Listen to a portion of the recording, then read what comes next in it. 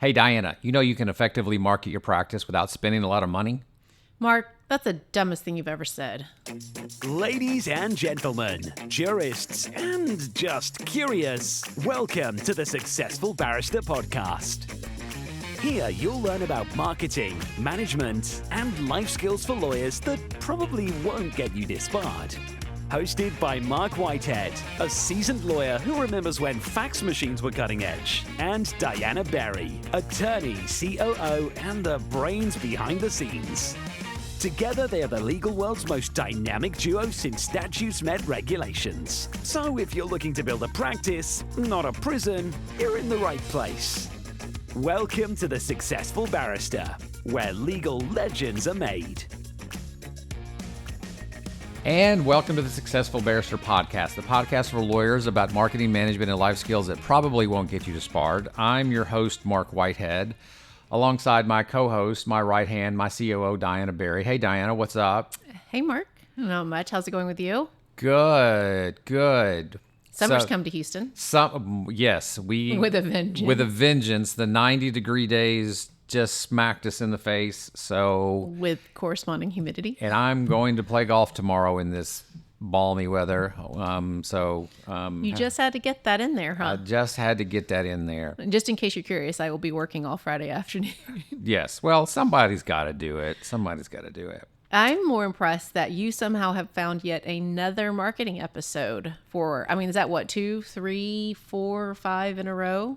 I wasn't counting, but hey, if it works, if that's what our audience demands, then that's what our audience demands. What are we talking about today, Mark? So today we are going to kind of dip in and out of talking about the book Lean Marketing by Allan Dib. Now we did Allan Dib's other book, the one-page marketing plan, I think a couple of months ago. I lose track of how long ago it is, but. So this is the sequel to that book, Lean Marketing, and Lean Marketing is all about being action-focused, low waste, and fast feedback marketing, okay? And so, a lot of lawyers get out there and constantly complain, how do you compete against the 800-pound gorilla in your market? So, in Houston, Texas, the 800-pound gorilla has traditionally been Jim Adler. Jim Adler spends tens of millions of dollars every year in TV and billboard. But Adler's now feeling the heat. There's a lot of young up-and-comers that are nipping at his heels. And now we have John Morgan trying to build his practice nationally. I go up and down the highway, and I see John Morgan's billboards out there. Mm-hmm. He's based out of Florida, but yet he's trying to move into Texas. So there's all of these people spending millions and millions of dollars, advertising, and of course, most of it's in the PI space, but even not in the PI space. Last night, I saw a lawyer advertising for insurance and hurricane claims. It's getting to be that season. It is getting to be hurricane season. Even in the little niche industries, a lot of people are spending a lot of money marketing. And so people come, they'll come, Mark, how do you market in an environment like this, when you don't have a lot of money or, you have a reasonable, moderate budget. So I think that's going to be a little bit about what we cover today. I think there's 3 very cost-efficient, cost-effective marketing tools. And I've coached enough practices out there that I've seen under the hood with other people's firms. And talk to plenty of lawyers. And of course, we go to Atticus and we go to Pilma and we talk to all these people. And the same 3 marketing channels tend to pop up over and over again as the most efficient and the most effective. In other words, the most lean marketing tools out there. So we're going to cover that. But a lot of it is we're just going to kind of cover some of the pain points that lawyers have with marketing. And I think we may end up at the very end, I may just give a kind of a brief rundown in our final closing segment of exactly what we do that would be classified as lean marketing. Okay, so have we defined that for our listeners? Yes, I said action, focus, low waste, fast feedback. Okay, break it down like I'm not a marketer. Okay, Lean marketing means things that you can do to effectively market yourself that don't cost a lot of money. Mm-hmm. Okay. And it's from the concept of lean. Well, I'm sort of just wrapping lean up into the concept. So, so my concepts sort of dovetail with lean. So we're going to be dipping in and out of the book, but I'm not. This is not a book tied to the book. This is not a book report today. Okay. This is how Mark thinks about lean, efficient marketing. But we'll dip in and out. But it is lean in terms of like it avoids waste. Yes. Okay. Absolutely. So efficient by definition means not wasteful. At least that's the way I look at it. Got it. Of course, that's Mark's dictionary. I haven't looked up Webster's yet, but that's the way I would interpret it. So we're going to talk a little bit about that. And, the first thing, obviously, is you want to avoid random acts of marketing. We've talked about this in the past. The best example of a random act of marketing is somebody, an old lawyer used to say, yeah, I got my best case ever. I gave my card out to somebody in line at a grocery store. I'm like, okay, that's not a system. That is a random act of marketing. You can't rely on being that lucky. If we all tried to be that lucky, we'd all go bankrupt. But what you're really looking at is how can you outcompete, and that's sort of a relative term, but how can you outcompete, the 800-pound gorilla in your market? The short answer is you don't have to outcompete them. You just have to outsmart them, because it's not about your gross revenue. It's about the profit. It's about what you keep. So if you can market effectively and inexpensively and keep most of your money, as opposed to the 800-pound gorillas, which are spending probably 25, 30, 35% of their revenues, pumping it just right back into the television, and they're working off very slim margins. They're probably working off 5, 10% profit margins. Well, that's great if you're spending tens of millions of dollars. But if you're not, you need to be lean.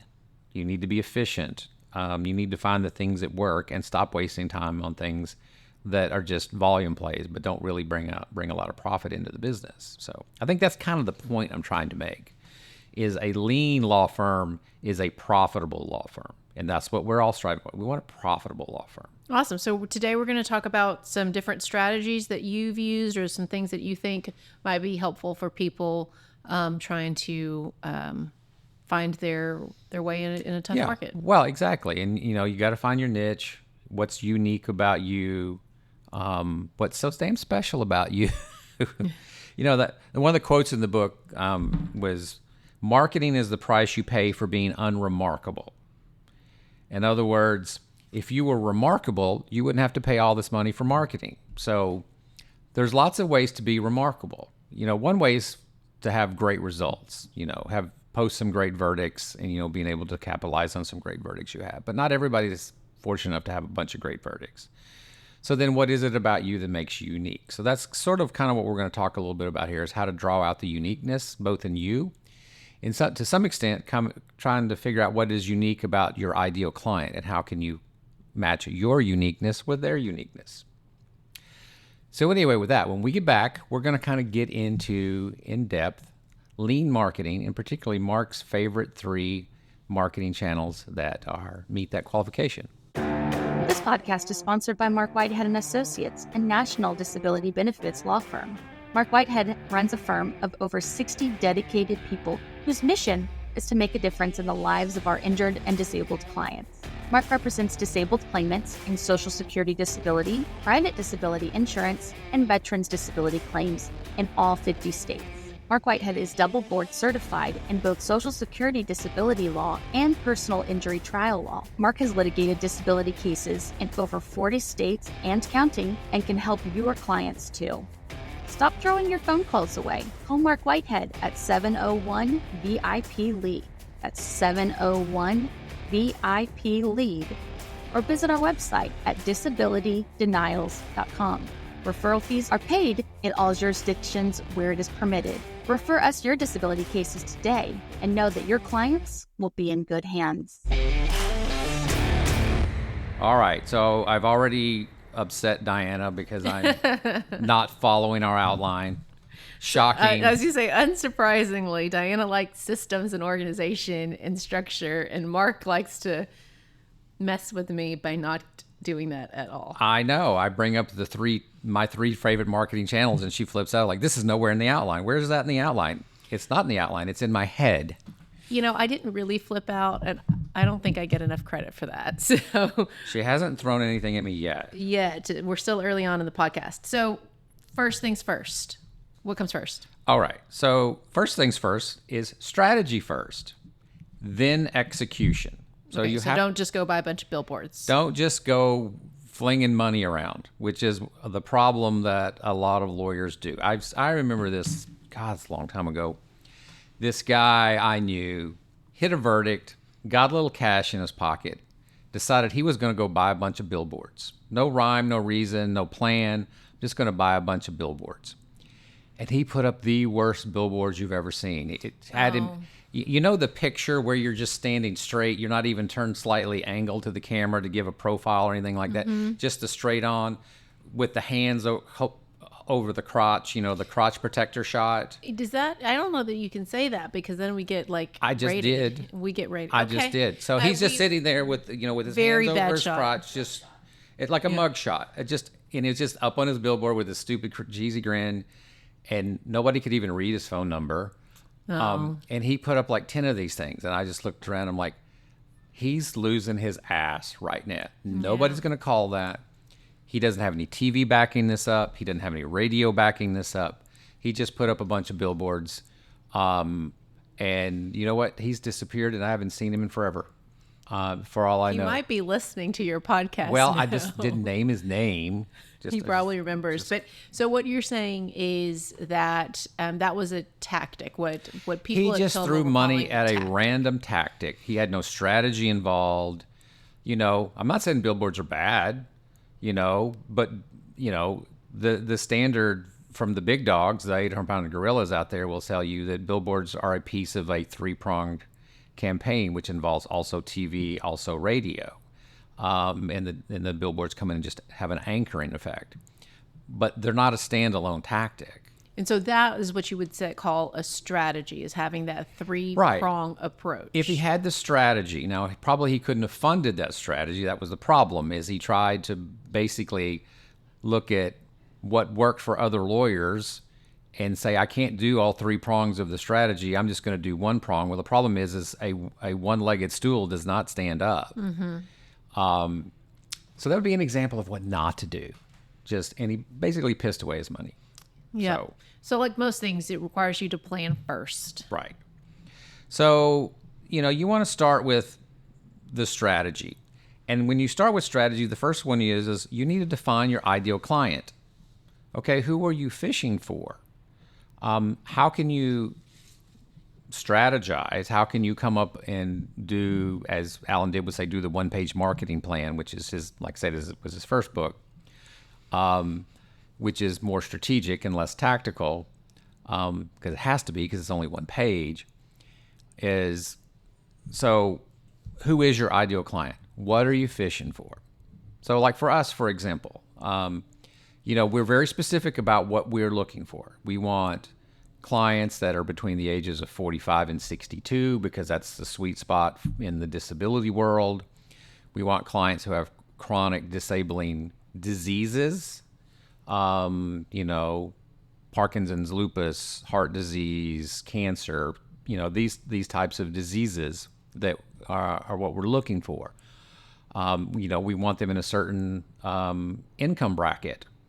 So we have a very defined target. We've actually come up with the avatar. We call him Mike the Mechanic. That I gave this presentation earlier this week to Mexican American Bar Association, and I used Mike the Mechanic as my foil, as my avatar, and I describe what we do based on Mike's story. So we put all this together and we think about it. So what are we looking for? So that's what the first thing you have to do when you're strategizing is define your ideal client. And what are they really looking for? So the next concept, I'm going to dive back into the Lean Marketing book, Allan Dib's book, because he came up with the 7 motivators to build campaigns around. He's talking specifically about marketing campaigns. And it really gets into the psychology of why people buy. And again, you have to remember, you are selling something. Don't get caught up into this crap that you're a profession and, I don't need to sell myself. Yes, you do. You absolutely need to sell yourself. And your clients are buying something. So what are they buying? Dibs comes up with the 7 motivators, or the 7 things that causes people to buy. Sure. So there are 7 motivators: money, time, freedom, peace of mind, status, leisure, and approval. Right. So those are the 7 motivators. So I kind of went through, and how do you reinterpret that for the client? So the number one motivator for people is money and financial well-being. Okay. So you have to broaden it out a little bit. Well, how do we pitch that to people?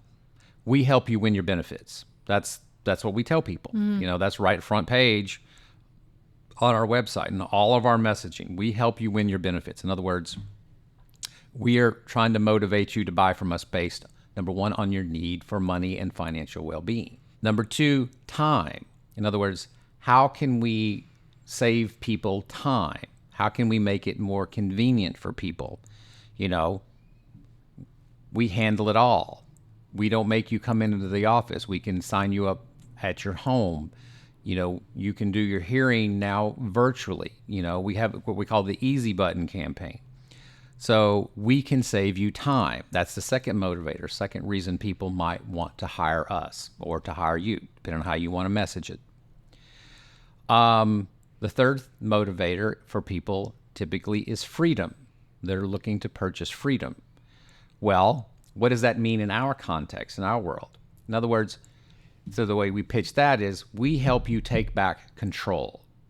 So you lost control of the situation when the government denied your claim, when the insurance company denied your claim, maybe if you're in a car wreck or something, when the other person, caused you harm.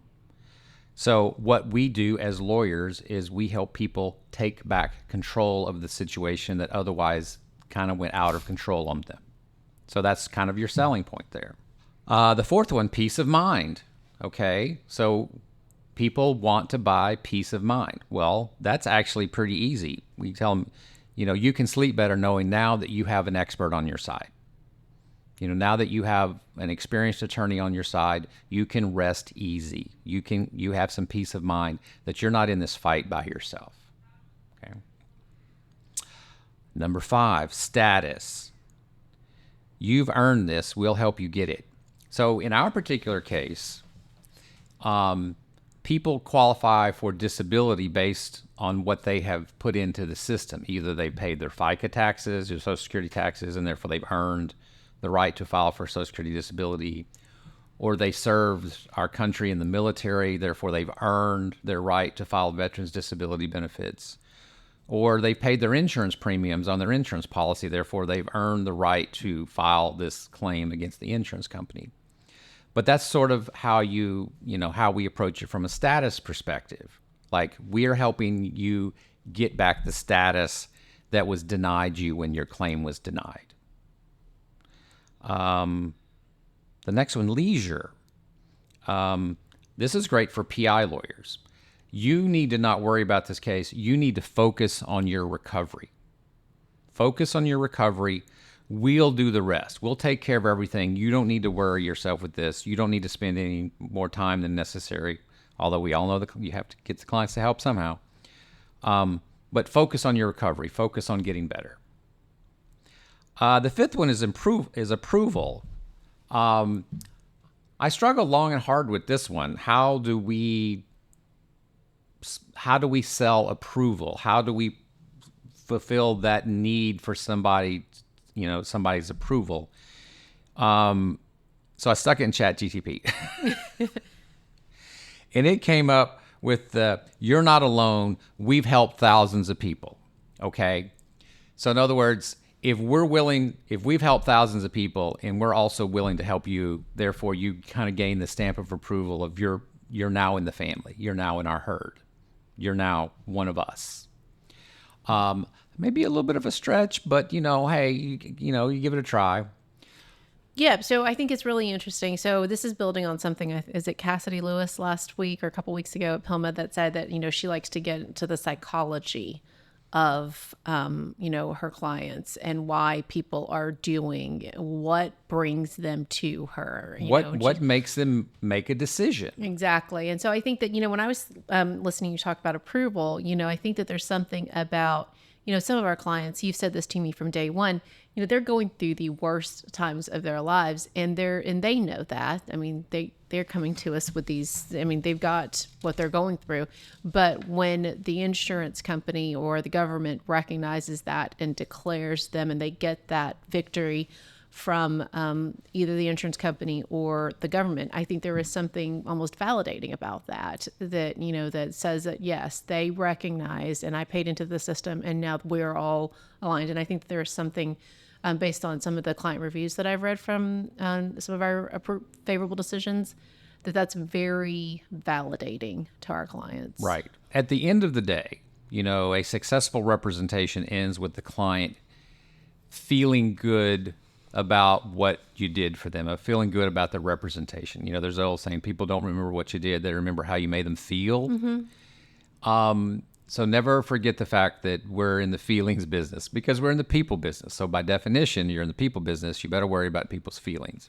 And one of the things that I was thinking about, is that we give our clients security, and I guess that would fall under number 4, peace of mind. But we're giving them security that they've got, that they've got someone advocating for them, so that they are literally, like you said, they're not on their own.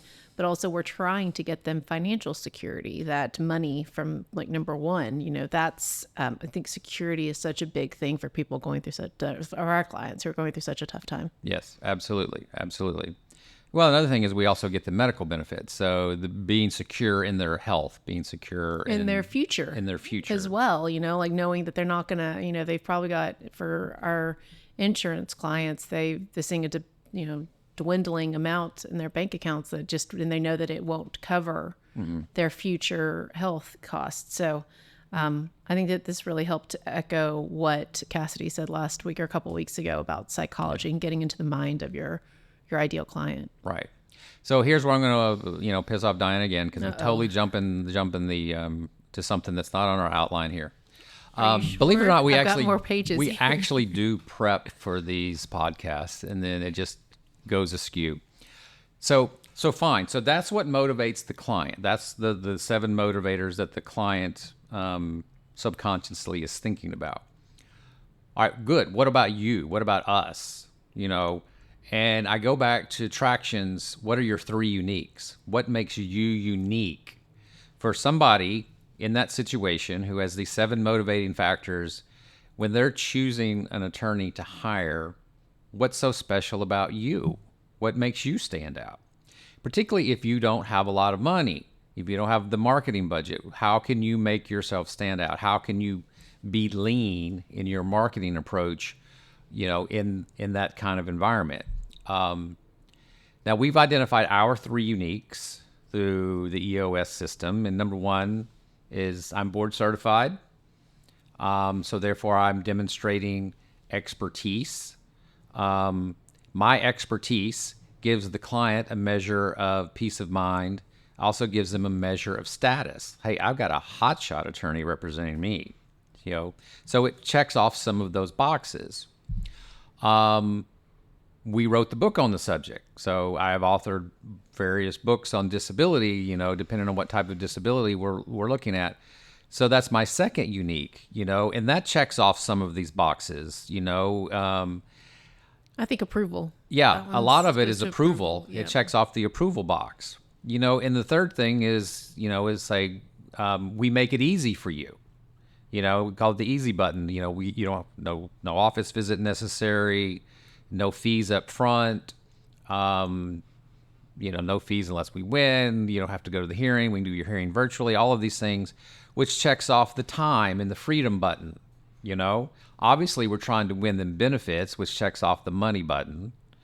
So think about it from your own perspective as what makes you unique. Now, sometimes it's about what you do. Sometimes it's about who you represent.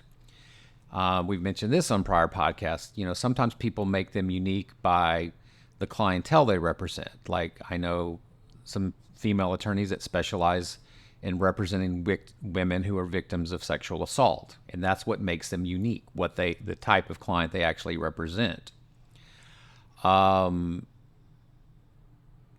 Sometimes it's your geography.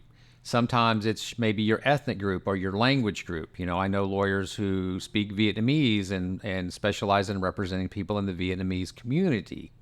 So you have to find something about you that makes you unique, but corresponds to these 7 motivating factors. So that's sort of step 1 in the strategy is how are you going to motivate somebody? How are you going to mesh with somebody from a psychological perspective? But then that's where the rubber hits the road because, all right, that's great. We've now come up with a strategy. How do we execute on that strategy? And that's where the tactics come in.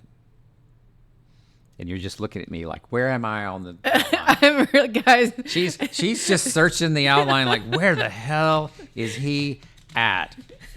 So I think you wanted to talk about evergreen marketing assets. No, that wasn't actually what I was going to talk about at all.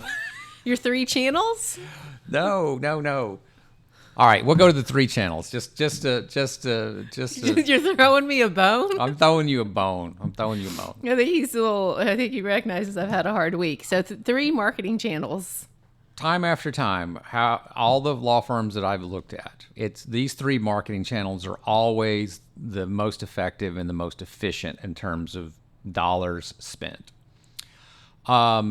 Number 1 would be a good digital marketing presence. In other words, you need to have a good, solid website. These days, everybody checks you out on the website before they call you, even if they've been referred by somebody else. They're still going to, just to find your phone number, they're going to look you up on the website. So you need to have a solid web presence from a visual perspective. Your website also needs to be able to be found, and that means it has to either be found via search engine optimization techniques,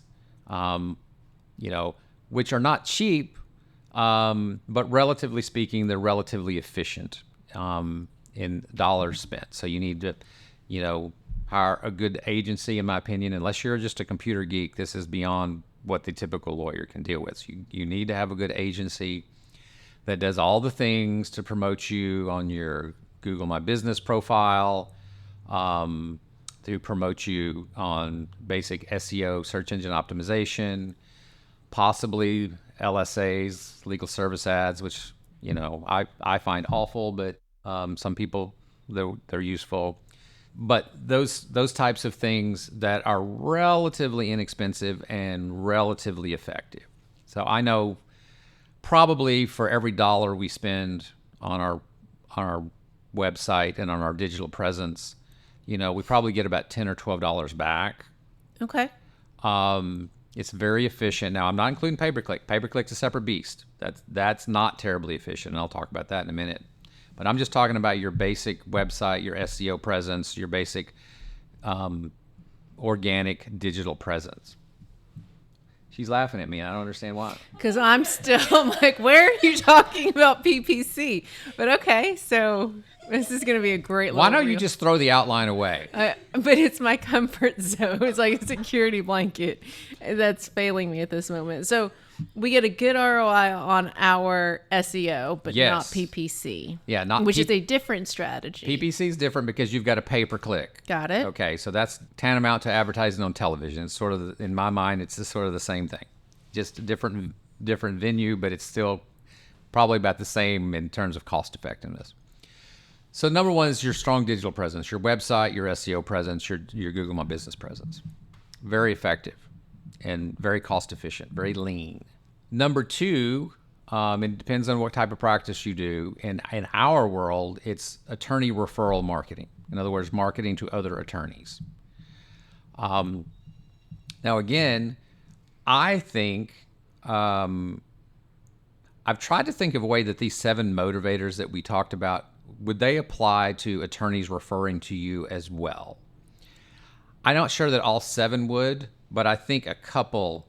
Money Money obviously would be one. If you can pay a referral fee, But if I have a case that's worthy of a referral fee, why am I giving it to you as opposed to somebody else who maybe have a better reputation? So they have to work together is what you're saying. So it's really more about peace of mind because they want to know that they're referring it to somebody that they can trust. Somebody will do a good job, somebody who won't steal their client, somebody who will give them accurate feedback, who will pay the referral fee on time, or if it's not a referral fee situation, say if it's a criminal or family law case or something like that, at least won't embarrass them, People want to refer to people that they know, like, and trust. Of course, yeah. So just like anybody else. So number 2 on my list is attorney referrals. Very inexpensive way to get cases. The third, and for some people this may be the second, but in our case the third is client referral marketing or your database marketing. So marketing to people that are your clients, your past clients. Maybe they were potential clients that didn't hire you for whatever reason.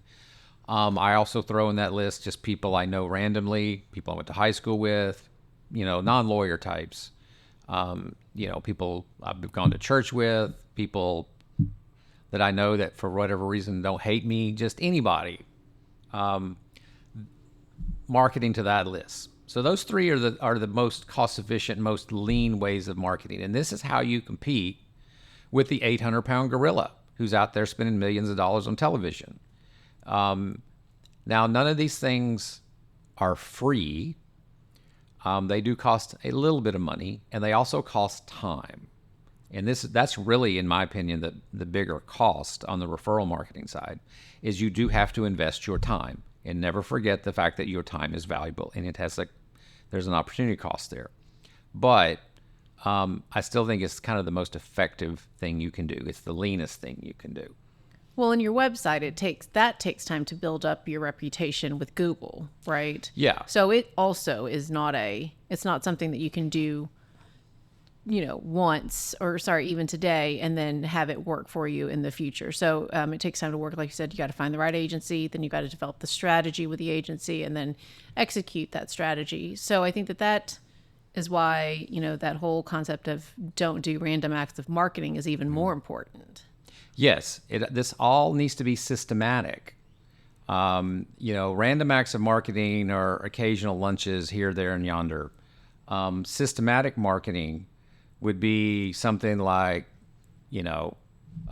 systematic gift giving to referral sources, systematic scheduling of lunches once a quarter or phone calls once a quarter, doing something as like a newsletter, something that keeps in touch, keep yourself in front of these things. The other day we had a happy hour where we invited all of our referral sources, and a lot showed up, but a lot more called me and said, Mark, so sorry I can't make it, but thank you for inviting me, but I have a conflict. And that's okay. I didn't mind that they didn't show up. The fact that they noticed I invited them and that they made the effort to call me and apologize for not being able to come, that still led me to have some more contact with that person, some more FaceTime with that person. So I'm going to throw you a question that's not on the outline. Okay. How does it feel, Mark? So some people... Oh, I love it. Social media. We don't talk about social media as a strategy, though obviously we have a social presence at PILMA. And with they talked a lot about social media and the utilization of it. And then also with the advent of AI and the ability to use AI with social media. I think that for people who either have a very small marketing team or maybe are just a one-man band like you were, call it 10 years ago, social media is or is not a viable strategy if used in the lean marketing. If you're consistent with it, yes, utilize the 7 motivators. So here's how I think of social media can be used in a lean, cost-efficient sort of way. So there's 2 ways to use social media. There's organic social media and there's paid social media. Okay, so I'm going to take paid out of the equation for the moment because it is what it is. You have to pay for it. Mm-hmm. Organic social media is where you grow your social media presence through natural connection. Okay, and you can do that a lot of ways. You can have a firm page and try to get your client to like it, and then if they like it, then they get on the feed and they see they see you pop up fairly regularly, and it becomes top of mind. In my mind, it becomes a supplement to your newsletter. It's just another way to touch your client regularly. They see your name popping up regularly because on your feed. Here's the way I like to use it. So my personal Facebook page, I have about 1,200 lawyers that are friends of mine on Facebook. These are all people that I have some connection with. I know. Now, I did have the advantage of being, president of the Houston Trial Lawyers Association, and I had, in 2010, as a matter of fact, right when Facebook exploded. So I got every lawyer in town friending me on it. So I have this audience of about 1,200 lawyers on Facebook. And it used to be better than it is now. Facebook has kind of sucked lately, but so I post regularly on Facebook. And I sprinkle in business-related items. Like last month I sprinkled in an item where one of our young attorneys won a tough hearing, and I just said, "Congratulations, Aaron, for doing a great job handling this particular hearing." And I just dropped a few hints about what the case was about. And all of those 1,200 lawyers out there, if they were paying attention, had the opportunity to see that. Okay? I go to conferences. I put that on my Facebook. So all of these 1,200 lawyers get an opportunity to see, hey, Mark's being active. Mark's out there doing something. I put personal stuff out there. I had a crawfish boil, and I put a nice big picture of this big pile of crawfish that I just cooked up, and put that out there. So I'm just being social, and this doesn't cost me anything. I make a point every morning to go check my Facebook because it says whose birthday is today, and I wish everybody happy birthday that is that day. Another way, I'm just touching these people. So this is an absolute free way to use social media. Now, paid social is a whole different beast. So, but I think, sorry, to wrap up before we go to paid social, one of the things though is that you don't want to be, so can you be inconsistent with it? But so one of the things that made me think about it was, I think his name was the lawyer out of Louisiana, Jefferson Fisher. I could be saying that name wrong, but he started out, whoever the gentleman was that started out posting videos from his car. I think he literally had a seatbelt on. And he would talk about like 3 ways to talk to someone when you disagree with them. And then he just consistently would talk about communication styles and ways to communicate. And he did that, I would guess, on a fairly consistent basis. And then he got a book published about it. Yeah. Yeah. So I think that's one way is what I was thinking. If you're not going to run for president of HTLA and you don't have your 1,200 on Facebook, that's what I was really thinking of to keep it from being a consistent or an inconsistent or a random act of marketing. You can do this from your car. Just set yourself a reminder on your phone every Tuesday at 8 a.m. to talk about whatever that you're going to do. And it's not that expensive. Right. And there's lots of channels there. I use Facebook as an example. There's YouTube. There's LinkedIn. There's lots of social media out there that, you can, as long as you're consistent, you can become sort of a regular face that people see. And PILMA, we talked a lot about how a lot of people are using AI to help them with their marketing. So don't think that you need to have a big team. Mark's got a great team. He's got a 30-year reputation. And, obviously in I don't know when you said you ran but you've been doing this for so long. Anyone of our listeners, you don't need to be doing it for that long. Utilize AI and do with it. I know a ton of young lawyers who are just killing it on social media. Now, I'm not so good at it, but we'll save paid social media for another day because we've experimented with paid social media and we've yet to get that to work. So I would consider that not very lean at this moment. So what do you want to talk about in our final segment, Mark? So in our final segment, we're going to come back, I guess we're going to wrap up and we're going to talk a little bit more about some of the tactics that we use and how we actually measure whether our tactics are cost efficient or not. So it's if you're not measuring, you're just guessing. So we're going to talk a little bit about how we measure things when we come back. I'm Mark Whitehead, a lawyer, entrepreneur, and business coach. Thanks so much for tuning into the Successful Barrister podcast. We have a blast creating it, and I hope you find it helpful. If our chats have sparked your interest, I'd love to hear from you. Shoot me an email at mark@markwhitehead.com. That's Mark spelled with a C. Enjoying the Successful Barrister newsletter. Even better, let's hop on a call. I'd love to chat about how we can collaborate, share ideas, or just catch up.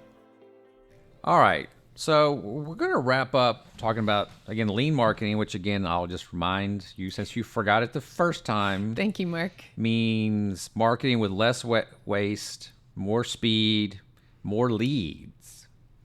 As we talked about, start with strategy, then act fast and adjust frequently. So that's one of things about being lean is not only are you not wasting time, effort, and money, but you're also being agile because you're testing things. Did that work? No. All right, moving on. Did that work? No, moving on. You're always testing. You're always being agile. Don't be married to any one particular, tactic right out of the gate, because what you're trying to do is experiment. So when we experiment, we have this massive spreadsheet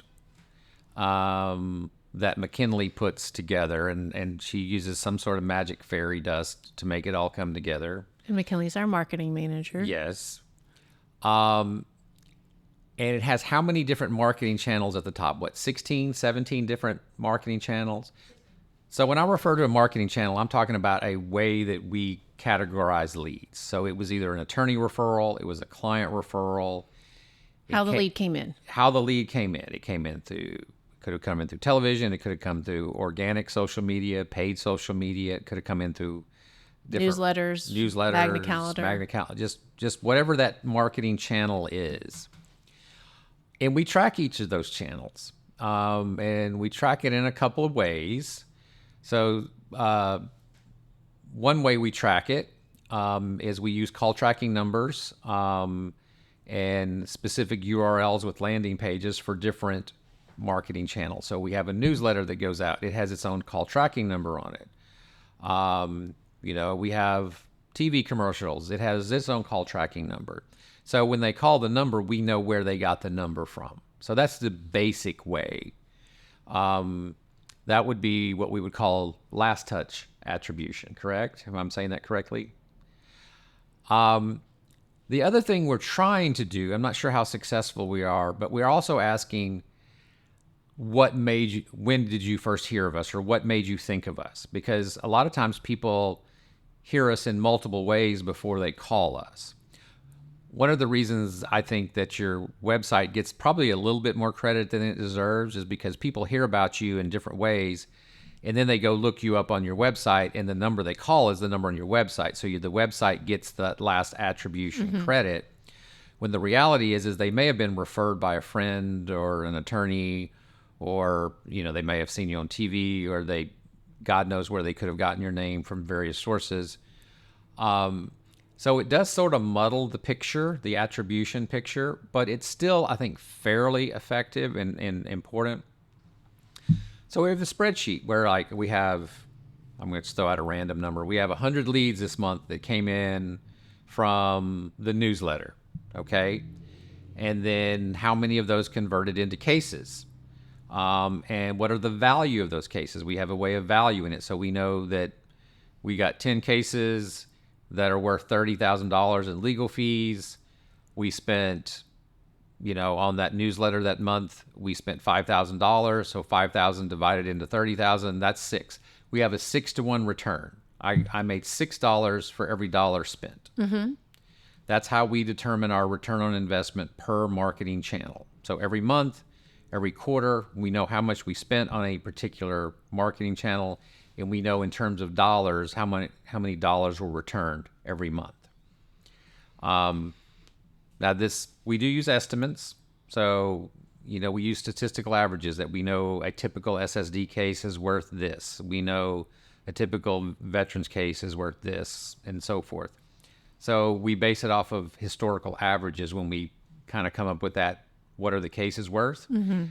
We won't know for 18 months if those cases actually pan out, or what they're actually worth. So But that's too late. We need to know in real time how our marketing is working, because we need to be lean and we need to be agile and we need to be able to kind of adjust on the fly, which is why we assign values to claims based, again, it's based on historical averages, which over the long run hold up pretty well. Okay. They may not be perfect, but they hold up pretty well. And what we strive for is marketing channels that get us at least a 5 or 6 to 1 return on our investment. That is what we would like to see. And anything that gets us 5 or 6 to 1, I consider an efficient, i.e. a lean marketing channel. And we keep doing it and we put more effort into it. For things that aren't lean, in other words, they're only returning 2 to 1 or 3 to 1, we have to evaluate those very seriously. Are we going to continue doing those? Can we adjust those or tweak those and make them more efficient? Can we get them up to a 3 to 1? Can we get them up to a 4 or 5 to 1? Or do we cut it? Do we just eliminate it? It's not an efficient way of spending our money, so we need to stop doing it. But until you know your numbers, you're never able to put together that spreadsheet to actually make an informed decision about whether what you're doing is efficient, i.e. whether what you're doing is lean. And I think that that's the most important part of, well, I don't know, the data geek in me thinks the most important part is it's almost like the closing circle of your marketing plan is making sure you're tracking how efficient you are. Make sure you put those systems in place before so that you know what you're tracking and so that you can know whether or not to spend money there next time. Yeah, the way the book puts it, track, test, and then tweak. Marketing is not a set it and forget it. You're always testing, you're always tweaking, you're always making adjustments, you're always being agile. Things change, things work for a while, then they don't work. I remember back when everybody loved LSAs. LSAs work so great. Nowadays they don't work so great anymore. So you're always testing, tweaking, changing with the times. I remember the day when Yellow Pages worked really well. People don't even know what Yellow Pages are anymore. So marketing is always changing, always evolving. So you're always testing, tweaking, adjusting.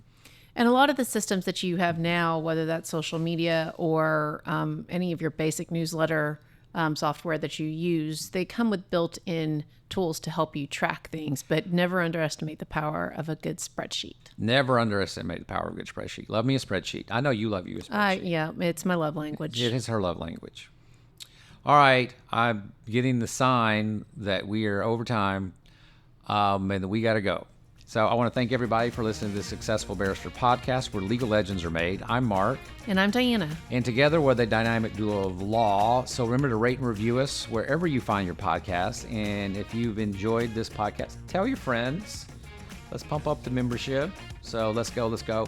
Hey, and if you want our printed newsletter, make sure to email me at mark@markwhitehead.com. Mark spelled with a C. I'll get you on our printed newsletter list, which is got some good stuff in it that we're not allowed to talk about on air because it would violate our non-explicit rating. Oh, well, sex sells. We have to. We're selling. We're selling the sex. Anyway, visit us successfulbarrister.com and be sure to visit our sponsor, Marc Whitehead Associates, a very sexy national disability law firm, at disabilitydenials.com. God, I made them all blush. This is awesome. I love Bye. this. Bye.